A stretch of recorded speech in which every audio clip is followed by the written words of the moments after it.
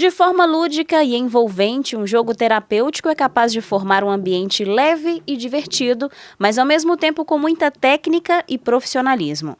Tudo tem um fundamento a ser trabalhado dentro do processo de terapia. Essas ferramentas são ideais principalmente para crianças e adolescentes.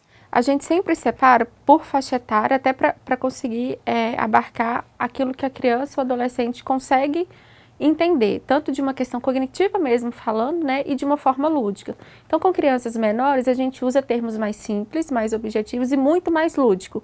Com adolescentes, né, dependendo ali da idade, igual esse, por exemplo, é a partir, né, os dois aqui são a partir dos 14 anos.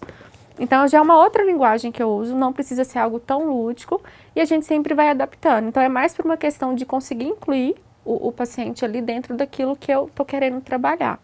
Cada jogo ele vem com uma demanda, então esse daqui me ajuda a acessar o paciente. Não tem pessoas que vai para terapia, às vezes os pais que querem levar a criança ou adolescente não querem, então tem uma certa resistência. Ou então querem estar, mas são mais tímidos, né? Tem um pouquinho de dificuldade. Então são formas assim lúdicas de eu entrar naquilo que eu preciso, conhecer o paciente, né? Porque a terapia a gente primeiro precisa conhecer o paciente, avaliar o que está acontecendo e criar esse vínculo. Os jogos ele tem esse objetivo de me ajudar em todo esse processo. Enquanto eu estou criando vínculo, eu estou avaliando, a gente está se aproximando e ele está falando de uma forma super mais espontânea. Foi no estágio, quando ainda era uma estudante de psicologia no UNEC, mantido pela Fundação Educacional de Caratinga, que Thaís percebeu a necessidade de ferramentas que auxiliassem no processo com os pacientes. A partir das demandas que foram surgindo, Thaís foi fundamentando e produzindo um material muito rico em resultados. Em parceria com uma outra profissional, também da área, criaram o primeiro jogo terapêutico delas. Mas depois disso, Thaís, que hoje é psicóloga clínica, elaborou outros 2 jogos. O meu primeiro processo criativo foi dentro do estágio, né, na faculdade, no último ano de faculdade. Eu tive contato com um paciente que eu não tinha nada, era um paciente adolescente. E na supervisão de estágio, né, com a professora Paula, que a gente tem esse acompanhamento, ela gostou muito e deu a ideia assim, publica isso, né, manda para a editora e publica. E aí que eu fui pesquisar como que era, entrei em contato com algumas, montei o material, né, e avaliei, e eles gostaram, vamos publicar. Foi assim que começou.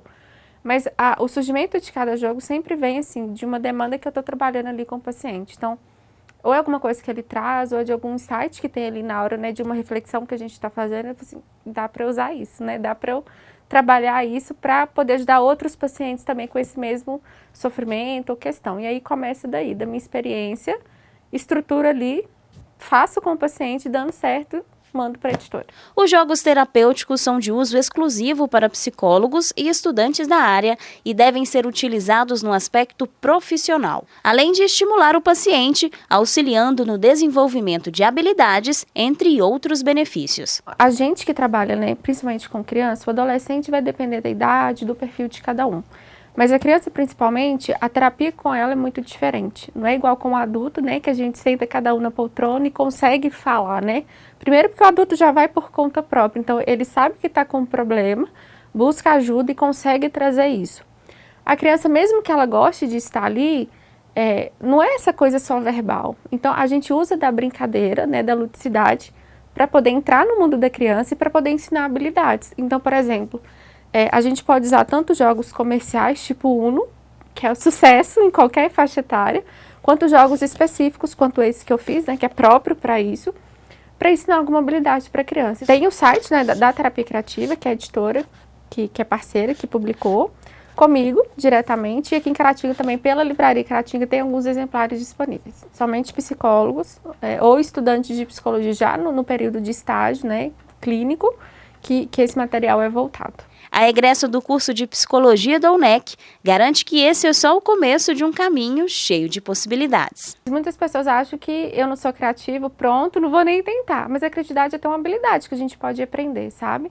Então, assim, a minha profissão me coloca muito a isso. É claro que existem várias outras, mas estar presente ali e querer dar, vamos dizer assim, o nosso melhor também, surge muito insight. Então, tem coisas que eu criei também que eu nem mandei para a editora, mas naquele momento foi o meio que eu consegui usar para acessar o paciente, para poder fazer com que ele entendesse, com que ajudasse de alguma forma.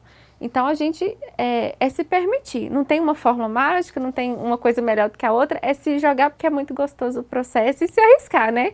Uma hora surge algum resultado legal. Estou me arriscando em livrinhos também, né? Além só de jogos.